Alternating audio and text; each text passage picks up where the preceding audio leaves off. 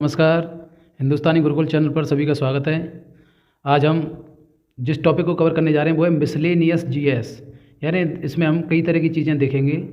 इसमें हम सिंधु घाटी सभ्यता से संबंधित कुछ प्रश्न देखेंगे, इसमें हम कुछ करंट की चीज़ें भी देखेंगे, इसमें दिवसों के बारे में भी देखेंगे कि क्या डेज हैं जो इम्पोर्टेंट डेज हैं। इसमें बुक्स भी देखेंगे, जो महत्वपूर्ण किताबें जो लेखकों द्वारा लिखी गई हैं, वो सारी चीज़ हम इसमें देखेंगे। आगामी परीक्षाओं के लिए बहुत ही महत्वपूर्ण वीडियो होने वाली है, और अगर ये सेशन आपको पसंद आता है तो कृपया लाइक और शेयर ज़रूर करें और चैनल को सब्सक्राइब करें, ताकि आने वाली महत्वपूर्ण वीडियो इस तरह से आपको मिल सकें। चलिए शुरू करते हैं पहले प्रश्न से।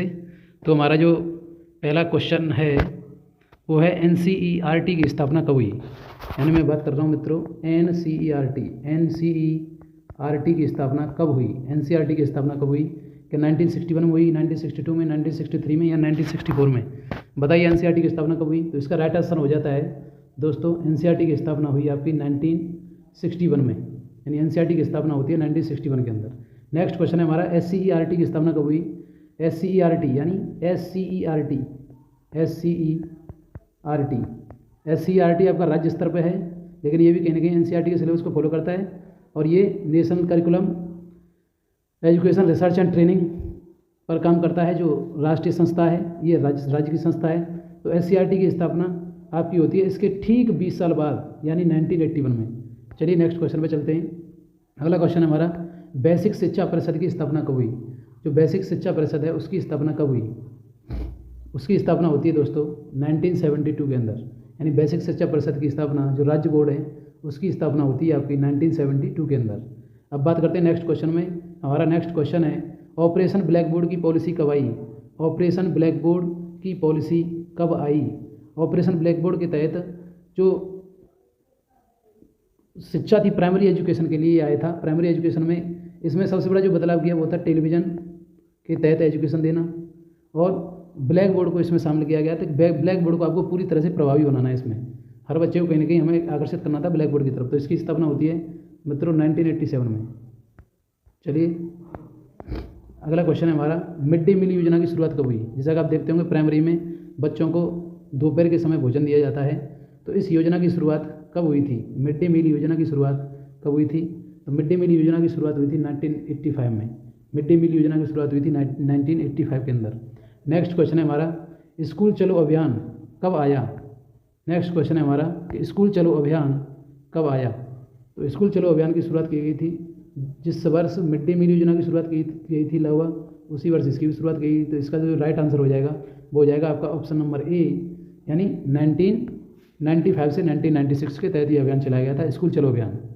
अगला क्वेश्चन है हमारा, सर्व शिक्षा अभियान की शुरुआत कब हुई। आप देखते होंगे प्राइमरी स्कूल में जब आप जाते होंगे तो वहाँ पे पेंटिंग बनी होती है, वहाँ की जो बुक्स होती हैं राज्य स्तर की बुक्स, तो उन पर एक स्लोगन लिखा होता है सर्व शिक्षा अभियान।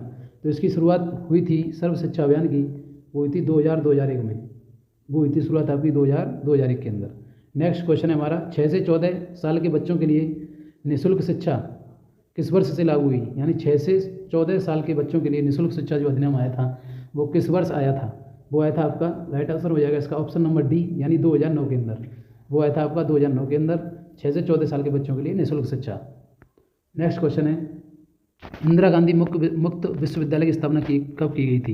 इंदिरा गांधी, आपने सुना होगा इग्नू को नाम, IGNOU, यानी Indira Gandhi national open university की स्थापना कब की गई थी। तो इंदिरा गांधी मुक्त विश्वविद्यालय की शुरुआत की गई थी अप्रैल 1984 में, यानी इसकी शुरुआत की गई थी आपकी 1984 के अंदर। कस्तूरबा गांधी बालिका योजना की शुरुआत कब की गई थी। कस्तूरबा गांधी बालिका आवास योजना की शुरुआत कब की गई थी। इसकी शुरुआत की गई थी मित्रों 2006 के अंदर।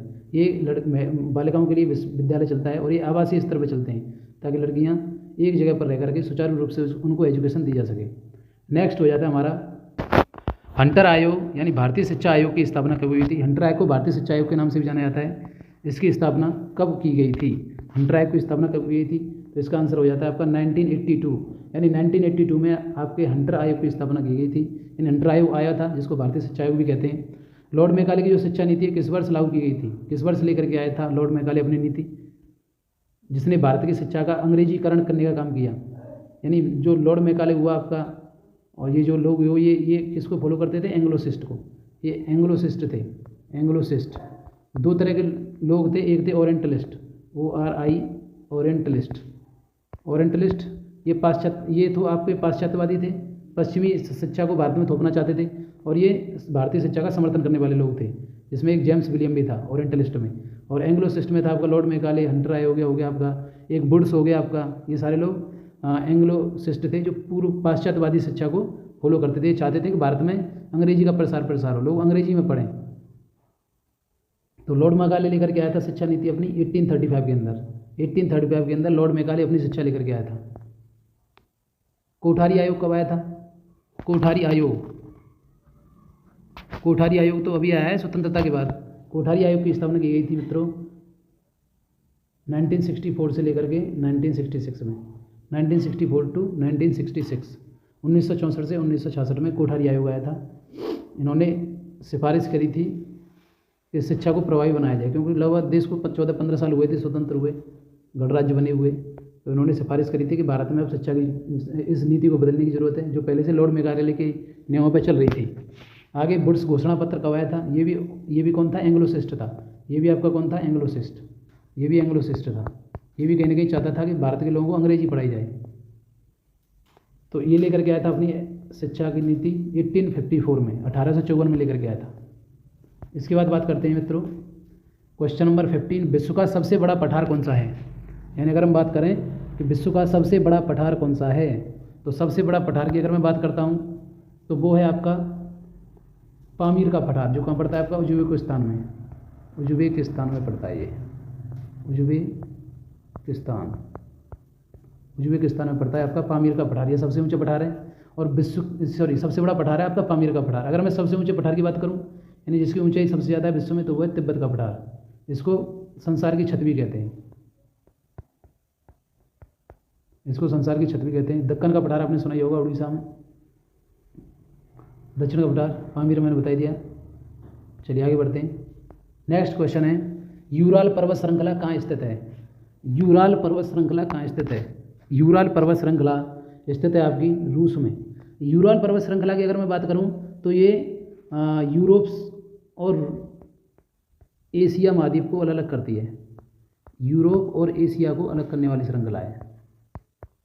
यूरोप और एशिया को अलग करने वाली जो पर्वत श्रृंखला है उसको बोलते हैं यूराल पर्वत श्रृंखला। आगे बात करते हैं, हिंदू कुश की पहाड़ियाँ कहाँ स्थित हैं? यानी हिंदू कुश की जो पहाड़ियाँ हैं वो कहाँ स्थित हैं? हिंदू कुश की पहाड़ियाँ क्या अफगानिस्तान पाकिस्तान में है, रूस और तजाकिस्तान में, भारत और पाकिस्तान में, या भारत और अफगानिस्तान में? तो रूस की अगर मैं बात करूँ इसकी हिंदू कुश की पहाड़ियों की, तो ये स्थित है आपकी अफगानिस्तान और पाकिस्तान में। अफगानिस्तान और पाकिस्तान का जो लगभग बॉर्डर पड़ता है वहाँ पर ये हिंदू कुश की पहाड़ियाँ पड़ती हैं। चलिए आगे बढ़ते हैं।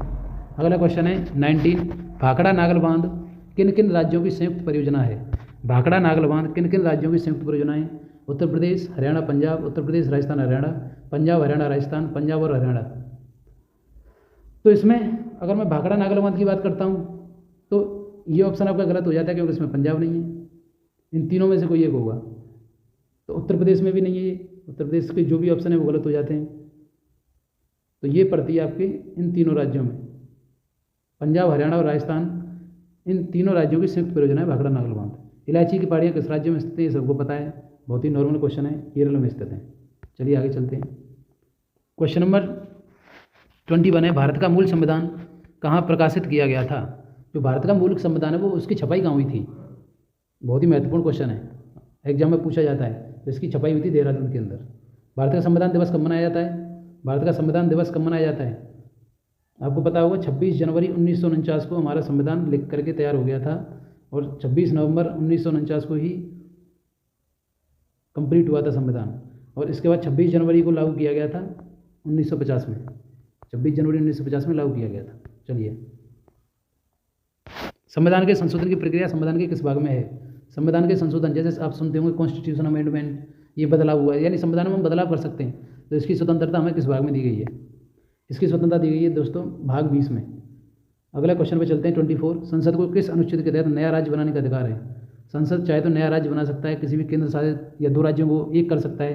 तो ये छूट हमें दी गई है अनुच्छेद 3 में। यानी सरकार जो है वो संसद में, जो भी प्रभावी सरकार है वो संसद में अनुच्छेद 3 के तहत नया राज्य बनाने का अधिकार रखती है।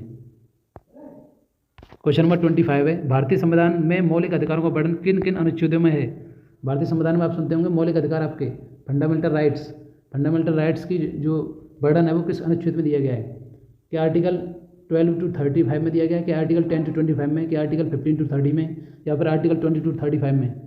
तो इसका आंसर हो जाता है आर्टिकल 12 to 35। इसका आंसर हो जाता है आर्टिकल 12 to 35, यानी 12 से 35 जो भी अनुच्छेद हैं आपके 23 के समथिंग, ये सभी आपको छूट देते हैं कि आप मौलिक अधिकारों का इसमें वर्णन दिया गया है कि जितने भी मौलिक अधिकार हैं आप किस तरीके से स्वतंत्र अपने मौलिक अधिकारों को लेकर के। नेक्स्ट क्वेश्चन है 26। क्वेश्चन नंबर 26 कहता है किस संविधान संशोधन के तहत संपत्ति के अधिकार को मौलिक अधिकार से हटा दिया गया? किस संविधान संशोधन के तहत संपत्ति के अधिकार को मौलिक अधिकार से हटा दिया गया? तो इसका राइट आंसर हो जाएगा 44, यानी 44वां संविधान संशोधन ये कहता है कि संपत्ति का अधिकार अब मौलिक अधिकार नहीं रहा है। अब आपको संपत्ति का ब्यौरा देना पड़ेगा, ये आपका अधिकार नहीं है, ये आपके मौलिक अधिकार से हटा दिया गया है। नेक्स्ट चलते हैं क्वेश्चन नंबर 27। इनमें से किस देश को स्वर्ग वाटिका के नाम से पुकारा जाता है? स्वर्ग वाटिका किस देश का उपनाम है बताइए? तो इसका राइट ऑप्शन हो जाता है बी, श्रीलंका। श्रीलंका को स्वर्ग वाटिका के नाम से पुकारा जाता है। Question number 28। शिक्षा का अधिकार अधिनियम किस संविधान संशोधन के तहत मौलिक अधिकारों में जोड़ा गया? शिक्षा का अधिकार जो था, अधिनियम जो था, वो संविधान के तहत मौलिक अधिकार में जोड़ दिया गया, यानी आप शिक्षा प्राप्त करना आपका मौलिक अधिकार है। तो ये किया गया था 86 में। 86वां संविधान संशोधन जो हुआ था वो इसी के लिए हुआ था।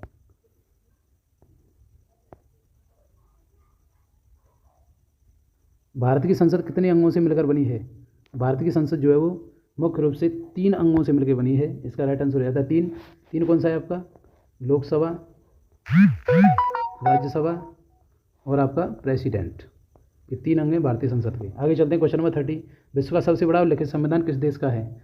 विश्व का सबसे बड़ा और लिखित संविधान किस देश का है? विश्व का सबसे बड़ा और लिखित संविधान है भारत का। नेक्स्ट चलते हैं। भारतीय संविधान में कितनी भाषाओं को संविधान का दर्जा प्राप्त है? तो भारतीय संविधान में 22 भाषाओं को संविधान का दर्जा प्राप्त है। भारत का संविधान किस वर्ष लागू किया गया था? ये तो बहुत सिंपल क्वेश्चन है, 1950 में लागू किया गया था। इनमें से संसद का उच्च सदन और स्थायी सदन किसे कहा जाता है? इसमें से संसद का उच्च सदन और स्थायी सदन किसे कहा जाता है? इसमें संसद का उच्च सदन और स्थायी सदन राज्यसभा को कहते हैं, जिसका कार्यकाल 6 वर्ष का होता है और हर 5 वर्ष में 2/3 सदस्य इसमें से रिटायर हो जाते हैं। आगे चलते हैं। इनमें से किस देश का संविधान लिखित नहीं है? यानी ऐसा कौन सा देश है इनमें से? क्या न्यूजीलैंड है, इंग्लैंड है, अमेरिका है, ऑस्ट्रेलिया है? इनमें से किस देश का संविधान लिखित नहीं है? 34 का आंसर बताइए। इसका आंसर हो जाएगा आपका 34 का सी हो जाएगा। इसका आंसर हो जाएगा, सॉरी, आपका 34 का सी आंसर है, यानी अमेरिका का संविधान लिखित नहीं है। इस बात को ध्यान रखेंगे। क्वेश्चन नंबर 35 है सिंधु घाटी सभ्यता की लिपि कौन सी है? सिंधु घाटी सभ्यता जो थी उसकी लिपि कौन सी थी? ब्राह्मी, खरोष्टी, अज्ञात या प्राकृत? तो इसकी लिपि है अज्ञात। कोई पता नहीं कर पाया है भाषा को, कौन सी भाषा थी। मोहनजोदड़ो का स्थायी नाम क्या था? मोहनजोदड़ो का स्थायी नाम क्या था? क्या बड़ों का टीला, मृतकों का टीला, स्वर्ण किला या उपरोक्त में से कोई नहीं? मोहनजोदड़ो का स्थायी नाम था आपका मृतकों का टीला। वेदों की संख्या कितनी है? ये तो बहुत ही हलवा क्वेश्चन है। वेदों की संख्या थी आपकी 4। अभी आ जाएगा आंसर कौन कौन से थे। ऋग्वेद में सबसे बड़ा देवता कौन है? यानी ऋग्वेद में सबसे बड़ा देवता किसको माना गया है? सबसे बड़ा देवता माना गया इंद्र को। Question number 39। भारतीय संगीत का ग्रंथ किसे कहते हैं? भारतीय संगीत का ग्रंथ बोलते हैं सामवेद को। संगीत का ग्रंथ बोला जाता है आपके सामवेद को बोला जाता है। सबसे पुराना वेद कौन सा है? इनमें सबसे पुराना वेद कौन सा है? सामवेद, अथर्ववेद, यजुर्वेद, ऋग्वेद? सबसे पुराना वेद है ऋग्वेद। मोहनजोदड़ो में सबसे बड़ी इमारत कौन सी है? मोहनजोदड़ो में सबसे बड़ी इमारत कौन सी बताइए? सबसे बड़ी इमारत है विशाल अन्नागार। सिंधु घाटी सभ्यता के लोग किसकी पूजा करते थे? सिंधु घाटी सभ्यता के लोग आदिनाथ, केदारनाथ, जगन्नाथ या पशुपतिनाथ? पशुपतिनाथ की पूजा करते थे सिंधु घाटी सभ्यता के लोग। चलिए नेक्स्ट चलते हैं। Question number 43। पुरुषणी नदी किसका प्राचीन नाम है? यानी पुरुषणी जो है वो किस नदी का प्राचीन नाम है बताइए? जो पुरुषणी है ये किस नदी का, क्या सतलज का है, चिनाब का, झेलम या रावी? किसका नाम है पुरुषणी नदी? वेदों में जिसको पुरुषणी बोला गया है तो वो नदी है रावी। कौन सा वेद धार्मिक अनुष्ठानों से संबंध रखता है? कौन से वेद में आपके धार्मिक कर्मकांड दिए गए हैं, यज्ञ वगैरह दिया गया है? कौन इसमें बहुत सारी मतलब आपके अनुष्ठान है, कथा वगैरह, ये पूजा पाठ की विधियाँ दी गई हैं, तो वो वेद है आपका यजुर्वेद। यानी ऑप्शन नंबर सी सही हो जाता है यहाँ से, यजुर्वेद। चलिए आगे चलते हैं। अगला क्वेश्चन है हड़प्पा किस नदी के तट पर स्थित है? यानी जो हड़प्पा है वो किस नदी के तट पर स्थित है? वो है आपका रावी नदी के तट पर, यानी हड़प्पा जो है वो रावी नदी के तट पर स्थित है। लोथल किस राज्य में स्थित है? क्या महाराष्ट्र में? ये भी सिंधु घाटी सभ्यता की एक साइट है लोथल। इसको बंदरगाह साइड भी बोलते हैं, ध्यान रखना। बंदरगाह यानी पूछा जाता है क्वेश्चन, ये बताइए इसमें से ऐसा कौन सा है जो बंदरगाह हुआ करता था यहाँ पर? तो वो था लोथल आपका, और ये पड़ता है आपका गुजरात में। इसका राइट आंसर हो जाएगा गुजरात। चलिए नेक्स्ट चलते हैं। अगला क्वेश्चन है, कालीबंगा किस नदी के तट पर स्थित है? कालीबंगा किस नदी के तट पर स्थित है? तो कालीबंगा आपको पता होगा राजस्थान में है कालीबंगा, और ये स्थित है आपका घग्गर नदी के तट पर। ये घग्गर नदी के तट पर है, जिसको क्या बोलते थे पहले? सरस्वती नदी। घग्गर को पहले क्या बोला जाता था, जो विलुप्त हो चुकी है, सरस्वती नदी। अब ये घग्गर है। एम्स में जंग लड़ते हुए पुस्तक के लेखक कौन है? यानी एम्स में जंग लड़ते हुए ये पुस्तक किसने लिखी? इस पुस्तक का टाइटल आप देख रहे होंगे, एम्स में जंग लड़ते हुए। इस पुस्तक के क्या अटल बिहारी वाजपेयी हैं राइटर, या अरुण जेटली, रमेश पोखरियाल निशंक हैं, या फिर सुषमा स्वराज? बहुत ही महत्वपूर्ण क्वेश्चन है। तो इसका आंसर हो जाएगा option number C, Ramesh Pokhriyal Nishank ने एम्स में जंग लड़ते हुए पुस्तक लिखी। चलिए आगे चलते हैं। हियर योर सेल्फ पुस्तक के लेखक कौन है? बताइए। हियर योर सेल्फ इस पुस्तक के लेखक कौन है? बहुत ही महत्वपूर्ण क्वेश्चन, बहुत ही महत्वपूर्ण। हियर योर सेल्फ पुस्तक के लेखक कौन है? हियर योर सेल्फ पुस्तक के लेखक बताइए। हियर योर सेल्फ पुस्तक के लेखक हैं आपके प्रेम रावत। इस पुस्तक के लेखक हैं प्रेम रावत। बताइए उड़ान एक मजबूर बच्चे की पुस्तक के लेखक कौन है? उड़ान एक मजबूर बच्चे के लेखक, यानी 50वां क्वेश्चन आ गया है आपके सामने। पुस्तक के लेखक कौन है? मिथिलेश तिवारी हैं, प्रीति सेपोय हैं, या प्रेम रावत हैं? तो इसका आंसर हो जाता है मित्रों मिथिलेश तिवारी। अगर वीडियो पसंद आ रही हो ना, दिल से अगर पसंद आ रही हो तो लाइक और शेयर कर देना, और सब्सक्राइब भी करना चैनल को। 51 क्वेश्चन है आपका, कथक किस राज्य का शास्त्रीय नृत्य है? यानी कथक जो है वो किस राज्य का शास्त्रीय नृत्य है? बताइए। कथक जो है वो किस राज्य का शास्त्रीय नृत्य है? तो कथक आपका नृत्य है उत्तर प्रदेश का। उत्तर प्रदेश का आपका शास्त्रीय नृत्य कथक। कुचिपुड़ी किस राज्य का शास्त्रीय नृत्य है? कुचिपुड़ी आपका आंध्र प्रदेश का। चलिए आगे चलते हैं। अगला क्वेश्चन है 53, कथकली निम्न में से किस राज्य का शास्त्रीय नृत्य है? यानी कथकली जो है वो निम्न में से किस राज्य का शास्त्रीय नृत्य है? तो कथकली आपका हो जाता है मित्रों, कथकली आपका हो जाता है केरल का। यानी केरल के दो शास्त्रीय नृत्य हैं। केरल के आपके दो शास्त्रीय नृत्य यहाँ पर। सबसे नवीनतम शास्त्रीय नृत्य कौन सा है? सबसे नवीनतम शास्त्रीय नृत्य आपका सत्रिया, जो कहाँ का है? असम का। जो असम का शास्त्रीय नृत्य वो है आपका सत्रिया। हरेला किस राज्य का लोकप्रिय त्यौहार है? बताइए। हरेला किस राज्य का लोकप्रिय त्यौहार है? ये आपका उत्तराखंड का। हरेली किस राज्य का लोकप्रिय त्यौहार है? बताइए। हरेली, हरेली किस राज्य का लोकप्रिय त्यौहार है? वो है आपका छत्तीसगढ़ का। ध्यान रखना, हरेला और हरेली। हरेला आपका उत्तराखंड का है और हरेली है छत्तीसगढ़ का। इस बात को ध्यान रखेंगे। हिंदी दिवस कब मनाया जाता है? हिंदी दिवस मनाया जाता है आपका 14 सितंबर को। हिंदी दिवस मनाया जाता है मित्रों 14 सितंबर को। विश्व ओजोन दिवस किस दिन मनाया जाता है? विश्व ओजोन दिवस मनाया जाता है आपका 16 सितंबर को। विश्व ओजोन दिवस मनाया जाता है आपका 16 सितंबर को। विश्व जल दिवस कब मनाते हैं? 22 अप्रैल। विश्व पृथ्वी दिवस कब मनाते हैं? पृथ्वी दिवस मनाते हैं 22 मार्च को। चलिए आगे बढ़ते हैं। लास्ट क्वेश्चन है हमारा, विश्व बालिका दिवस कब मनाया जाता है? विश्व बालिका दिवस कब मनाया जाता है? बताइए। विश्व बालिका दिवस क्या 11 अक्टूबर को मनाते हैं, 15 को अक्टूबर को, या 24 या 28? बताइए। विश्व बालिका दिवस मनाया जाता है आपका 11 अक्टूबर को। विश्व बालिका दिवस मनाया जाता है आपका 11 अक्टूबर को। और लास्ट क्वेश्चन रह गया, अंतर्राष्ट्रीय साक्षरता दिवस कब मनाया था? बताइए। International literacy day, international literacy day कब मनाते हैं? इंटरनेशनल लिटरेसी डे कब मनाते हैं? अंतर्राष्ट्रीय साक्षरता दिवस बताइए। क्या 8 सितंबर को मनाते हैं, 31 अक्टूबर को, या 16 सितंबर को, या 11 अक्टूबर को? बताइए कब मनाया जाता है? अंतर्राष्ट्रीय साक्षरता दिवस मनाया जाता है आपका 8 सितंबर को। इस बात को ध्यान रखेंगे। 8 सितंबर को आपका अंतर्राष्ट्रीय साक्षरता दिवस मनाया जाता है। चलिए दोस्तों, ये हमारी अंतिम वीडियो थी और आपने वीडियो को ध्यान से देखा, इस बात के लिए आपका थैंक यू। और अपने भाई को सपोर्ट करें ताकि आपको और अच्छी इससे नॉलेज अच्छी मिलती रहे। हम बहुत मेहनत कर रहे हैं आपकी नॉलेज को बढ़ाने के लिए, और मैं ये चाहता हूँ कि कहीं ना कहीं लोगों को एक अच्छा प्लेटफॉर्म मिले, इसलिए मैंने इस प्लेटफॉर्म की शुरुआत करी है।